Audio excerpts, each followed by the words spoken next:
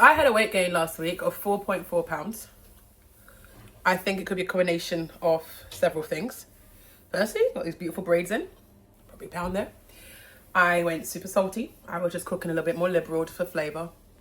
And the 5 pounds kind of she came on overnight. So one day I was 92.8, the next day I was 37.8 or something like that. So I only did 2 gym sessions, didn't drink enough water. And let me tell you something, not drinking enough water is a huge thing. It can cause cystitis, like not cystitis, that's inflammation of your bladder. It can cause almost UTI symptoms of burning while you pass, and it was horrible. So I learnt my lesson, and I've been guzzling water now.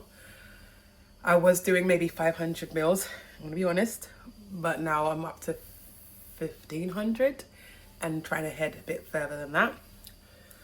Gym sessions have been focused on strength training. Although I gained 4.4 pounds, I lost centimeters, and my measurements should be going up now. And this week, I also want to talk about stretch marks. Now, I only experienced stretch marks from getting big, but right on my arm, don't forget I'm dressed to show you this bit. Oh, gosh, I'm falling. Right here, so about here, you may not feel, here it is, ouch. Hair, very sore, very ridged. Apparently, you can get stretch marks from shrinking rapidly. So remember I said I didn't wish to lose weight too quickly? Well, my wish is my command.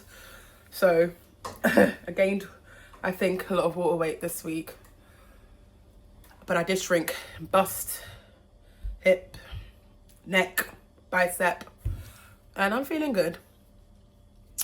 I got some pictures to show you when I went up for my anniversary. And this week for Mounjaro, any symptoms?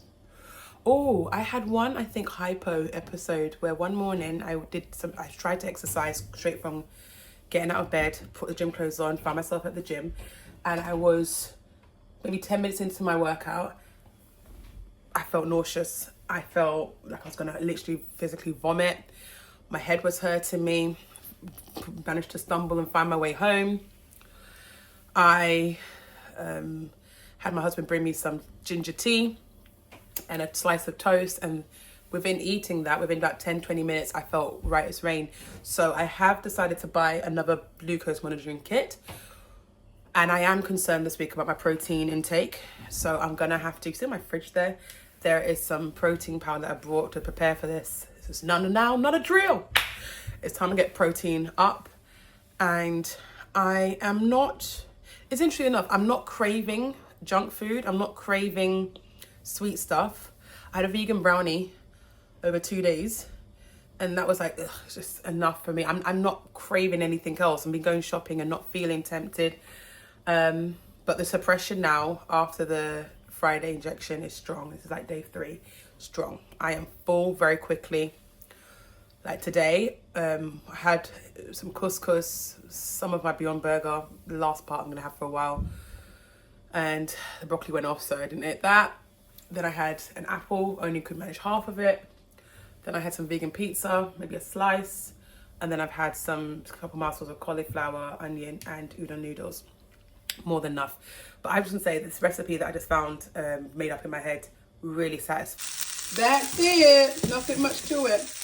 Added some soy sauce, some miso paste, sesame seeds, the udon noodles, and cauliflower with onions. Simple. You have to be able to be very adaptable in this program. You have to be able to float.